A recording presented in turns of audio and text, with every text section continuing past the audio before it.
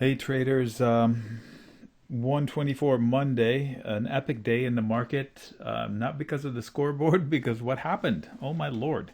Okay, so let's see if we can put some sense into it. This is the IWM. These guys bottomed first, and if you were in the breakout live session with me, you caught this run from here, literally. And this was plan A, and then the secondary breakout was here. The reload was here. Anyway, it was an amazing day. It was even bigger in the S&P on this breakout. That was the biggest trade of the day. I missed it, but I caught 2 out of 4. That's good enough for me. The Qs was also a nice breakout. So this video is about the FANG gang. So I'm going to start with Apple because I included in the FANG gang, we call it FANGMAT because we have Microsoft, Apple, and Tesla.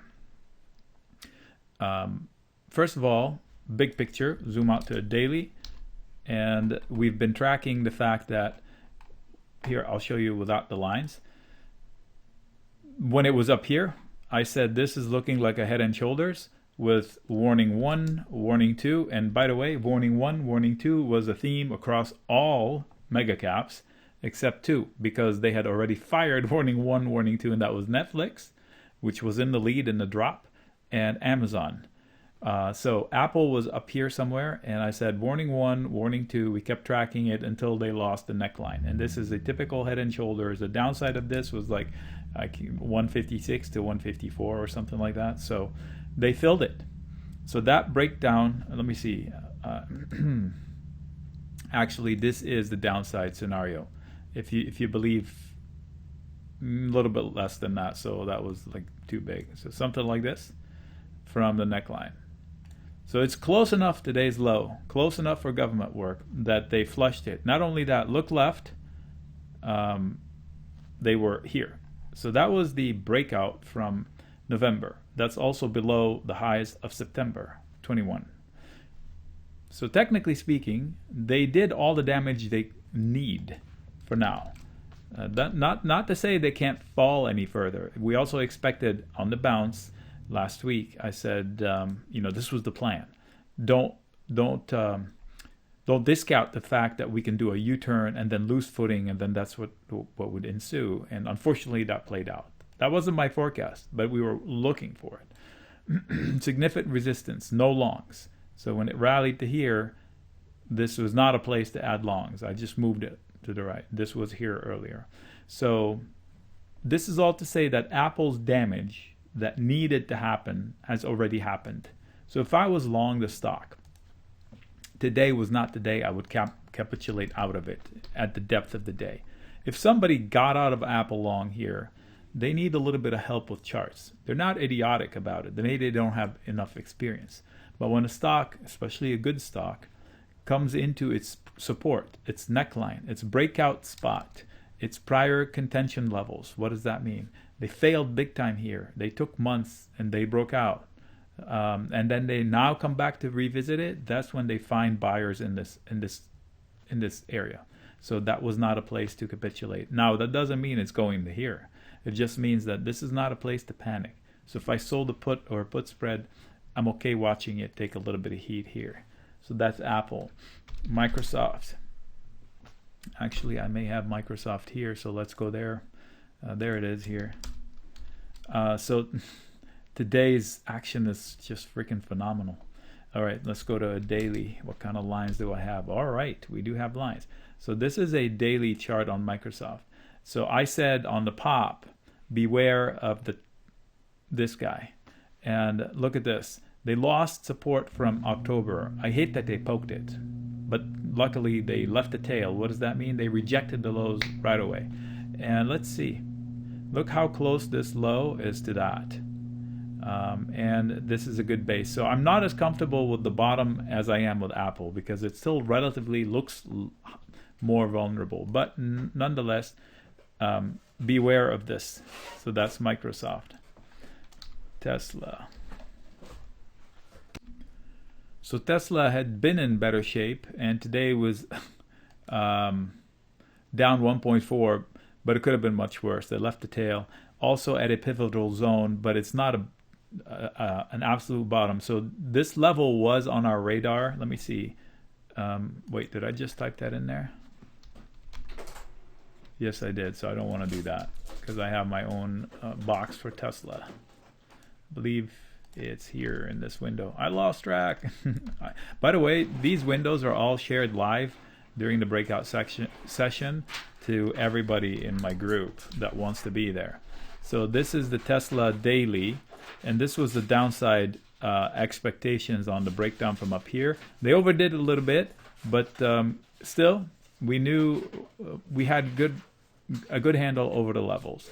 So the December support is still holding, whereas the rest of them are at October support. So this one is relatively in better shape, but therein lies the extra problem for the S&P. What if it decides to fall? Losing this one could carry much lower.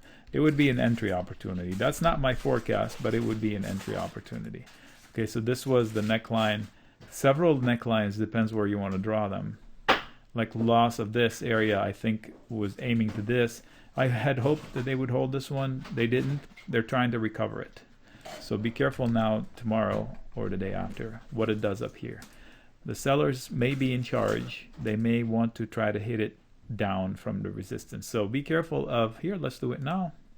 Let's say they do this tomorrow and the Fed says something crappy. They should be in jail. And then this happens. Now, this is not the eventual target. It's much lower than this because I don't know how big that thing is. But I would be a buyer along the way. So I'll just put it here. That's pretty good. Look where I put it, right there. I'm good with that. That was an eyeball, and it was spot on. That's cool.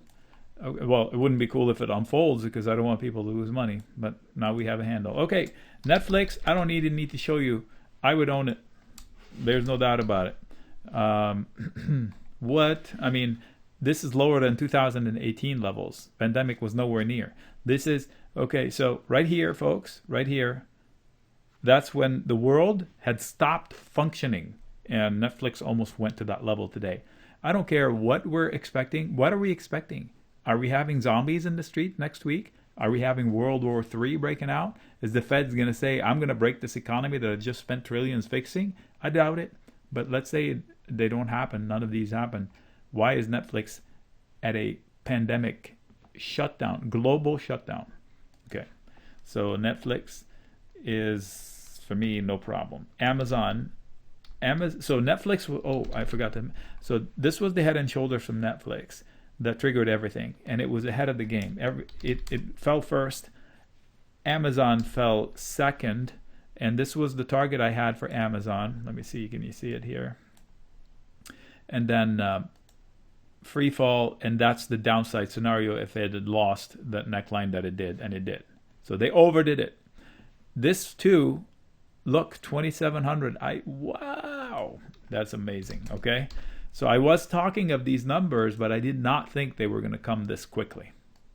Technically, I thought we will bounce, we'll come back, have a huge head and shoulders, and come back down to here. So here's my sentiment.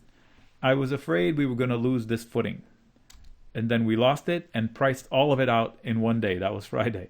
And then I was afraid we were going to lose this footing, and we lost it, and we priced a hell of a lot of it too quickly. And now they're trying to recover it. So it's important for Amazon to get back above 3,000. In fact, above 3,200. Anyway, so that is Amazon, Netflix, Google. I did not look at it today at all. I don't trade this company anymore. Great company, absolutely. It's a cash machine, really. It just lost this, and they needed to recover it, and they tried. So let's see what happens tomorrow. I bet you I have some sort of an arc on there. No, I should do it. So what I say is, on the bounces, fixed trades that are in trouble, because you cannot count on this not happening. Okay, this can happen. It's not my forecast, but it absolutely can happen. And support, strong support. If we need it, guess what? We needed it, and look where it bounced inside of a strong support. Support zone, if lost, new leg lower. Wee. Last chance to stop this. Wee. Those are the words. I don't know if you can read them. Strong support failed. We can add the word now equals resistance. on the bounce. So I can move it to the top, so it'll be visually pretty. So the bounce, I would expect them to try and crash it. That's Google. Did we miss one? Facebook, the first one, the F. All right, let's see. Look at this. Perfect. They lost the neckline, leg lower. Lost this neckline. Has to be support. Else what? Look at what else is. Look at that arrow down. If you think about it, that's not my forecast, but it's available. So what necklines are we playing now? The loss of this, the loss of that, the loss of this. So the loss of this is, here's an inverse cup. Here's an inverse handle. And if indeed this does not recover, the downside is that big arrow that I showed you, that big downside. That's not my forecast. This scenario includes a market crash, market-wide crash. By the way, somebody said, oh, we should call this Black Monday. I was like, this is not even close to being a Black Monday day. Black Monday, I believe the stock market, the Dow fell 21% or something like that. That was in the 80s, 87, I want to say. So this is not Black Monday. Today the drop was 5%. Back then it was 21% or whatever, 23%. Mind you, smaller dollar, I mean, these are bigger dollar amounts, but still. Today was pretty scary, not Black Monday. All right, so this is a rundown of all the FANG gang in 10 minutes. But one thing is in common. I think I stole the Tesla box for this, all of this stuff. Yes, I got to give it back. Each one has its own box, and I don't know why I went there, why I did not go there. So back to IWM where I started. Keep an open mind. Expect the unexpected. The Fed risk is still in the middle of the week. We still have one day in between now and then. On Wednesday, they start meeting tomorrow. They tell us what they decided on Wednesday. The way it unfolds is pretty funny. They release the whole statement in one shot. And then Steve Leisman on CNBC will tell people what he thinks of it. And then Powell will come out and read it word for word. All throughout that, the markets are going back and forth on the same words, back and forth, back and forth. And then we have a Q&A session where we poke holes and ask him stuff, and he has to answer off script. And that's where real fireworks happen. I bet you, I mean, I would be shocked if he says something bearish, because he wants to not break the economy that he just spent trillions trying to fix.